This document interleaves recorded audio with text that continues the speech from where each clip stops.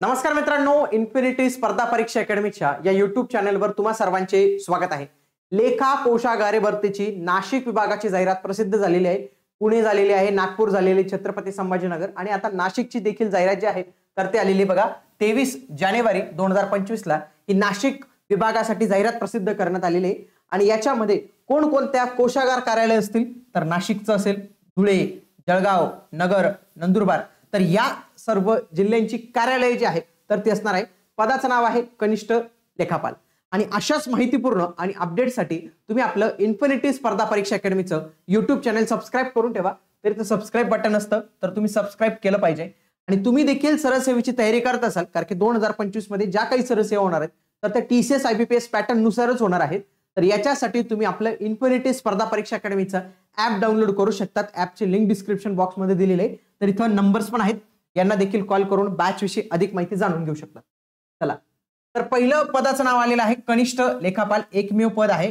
Actually problem असा आहे, एकमेव पद आहे पण विभागानुसार वेगवेगळ्या जाहिराती आलेल्या आहेत। ऑलरेडी हे 900,000 रुपये आपल्याकडून घेत आहेत, तर त्यावेळी एकाच वेळी ही जाहिरात यायला पाहिजे होती। जसं पुरवठा निरीक्षकची मागे आलेली होती की त्याच्यामध्ये आपण विभाग सिलेक्ट करत होतो, त्याच पद्धतीने ही जाहिरात यायला पाहिजे होती। त्याच्यामध्ये विभागाचा आपल्याला प्रिफरन्स विचारलेला पाहिजे होता। एखाद्याला जर 2-3 विभागात भरायचं असेल तर त्याला 2-3 विभागासाठी तेवढे पैसे 1000 रुपये प्रमाणे तेवढे पैसे इथं भरावे लागणार आहेत। ठीक आहे, तर S10 ही त्याची वेतन श्रेणी असणार आहे। S10 मुळे त्याचं वेतन असणार आहे 29,200 ते 92,300। आता 29,200 आहे तर मोस्ट प्रोबेबली 35 ते 40,000 पर्यंत त्याचं इन हँड सॅलरी जी आहे तर ती येऊन लागेल। आणि एकूण पद किती असणार आहेत 59 एवढी जी आहे तर ती पद इथं असणार आहे। आता परीक्षेला कधी कालावधी असणार आहे तर याच्या आधी कधीपासून अर्ज सुरू होणार आहेत आणि कधीपर्यंत हे अर्ज चालणार आहेत बघा। ऑनलाईन अर्ज कधीपासून सुरू होत आहेत 24 जानेवारी पासून। आणि फॉर्म कशा पद्धतीने तुम्ही भरला पाहिजे याच्या संबंधीचा व्हिडिओ आपल्या चॅनलवर आलेला आहे, तो व्हिडिओ तुम्ही नक्की बघा। ऑनलाईन अर्ज सादर करण्याचा अंतिम दिनांक तर हा असणार आहे 23 फेब्रुवारी। 23 फेब्रुवारी पर्यंत करू शकता। जवळपास 1 महिना भेटलेला आहे। तुम्ही याच्यात व्यवस्थित पद्धतीने तुमचा विचार करा की तुम्हाला कोणत्या विभागासाठी जो आहे तर तो फॉर्म इथं भरायचा आहे। फॉर्मची फी तुम्हाला माहिती आहे 1000 रुपये आणि 900 रुपये असणार आहे। माजी सैनिक यांना कुठल्याही पद्धतीचं परीक्षा शुल्क नसणार आहे। परीक्षा शुल्क यांना जे आहे तर ते माफ असणार आहे। परीक्षेचं स्वरूप पाहायचं झालं आपले 4 पेपर असतील, 1, 2, 3, 4। पहिला मराठीचा, दुसरा इंग्रजी, तिसरा सामान्य ज्ञान आणि चौथा आपला बौद्धिक चाचणी। मराठी आणि इंग्रजी या दोघांचा जो दर्जा असेल हा 12वी लेवलचा असेल, पण GS आणि रिझनिंग यांचा दर्जा मात्र पदवी लेवलचा असणार आहे। याच्यामध्ये आपल्याला 100 प्रश्न बघायला मिळतील फक्त। आणि या 100 प्रश्नांसाठी तुम्हाला 200 गुण असतील। 200 गुण असणार आहे म्हणजे एका प्रश्नासाठी 1-2 गुण असणार आहेत। आणि याच्यात कोणतीही जी निगेटिव्ह मार्किंग सिस्टीम आहे ना तर ती नसणार आहे, एवढं लक्षात घ्या। या 100 प्रश्नांसाठी वेळ तुम्हाला भेटणार आहे 120 मिनिटे।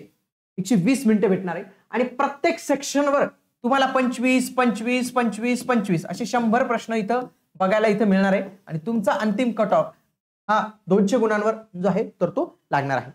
सिलेबस काय असणार आहे, सिलेबस हा थोडा MPSC शी जवळीक साधणार आहे, म्हणून MPSCचा अभ्यास करणाऱ्या विद्यार्थ्यांना फार फायदा होईल याचा। बघा, एक सिलेबस आहे मराठीचा आणि याच्यामध्ये जे शब्द संग्रह आहे म्हणजे ज्याला आपण वोकॅब म्हणतो तर त्याच्यावर सगळ्यात जास्त फोकस दिलेला आहे।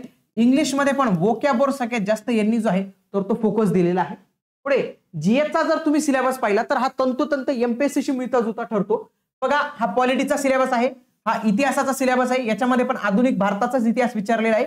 महाराष्ट्र आणि भारताचा भूगोल असे दोन्ही भूगोल विचारले जाणार आहेत। पर्यावरणावर प्रश्न असतील, सामान्य विज्ञान आणि तंत्रज्ञान याच्यामध्ये सहज असेल, फिजिक्स, केमिस्ट्री, झुलॉजी, बॉटनी।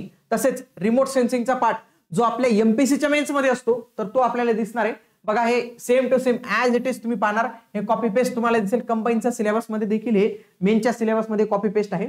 चालू घडामोडी आणि माहिती अधिकार कायदा RTI 2005 वर प्रश्न तुम्हाला इथं बघायला मिळतील। आणि बुद्धिमापन चाचणीमध्ये लक्षात घ्या ऍप्टिट्यूड आणि रिझनिंग दोघांवर प्रश्न येणार आहे।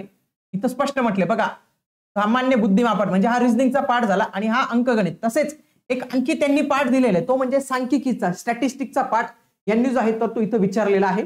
वयाची अट ही 23 फेब्रुवारी नुसार गणली जाणार आहे, म्हणजे अंतिम दिनांक म्हणजे हे तुमचे वयासाठी आणि शिक्षणासाठी, म्हणजे ज्यांचं शिक्षण कंप्लीट होत नाही किंवा ज्यांच्याकडे सर्टिफिकेट येत नाही त्यांच्यासाठी कट ऑफ डेट जे आहे तर ते 23 फेब्रुवारी ही कट ऑफ डेट असणार आहे। याच्यामध्ये तुमचं मिनिमम वय हे 19 वर्ष आणि 38 वर्ष पाहिजे, हे ओपनचं झालं। हा, आता जास्ती मॅक्सिमम किती आहे 43 आहे आणि 45 आहे विविध कॅटेगरी नुसार. मेन तुमची अर्हता काय लागणार आहे तुम्हाला, ती म्हणजे पदवी लागणार आहे. पदवी लागणार आहे आणि या पदवी सोबत दोघांपैकी एक जरी क्रायटेरिया असेल तरी तुम्ही फॉर्म भरू शकतात.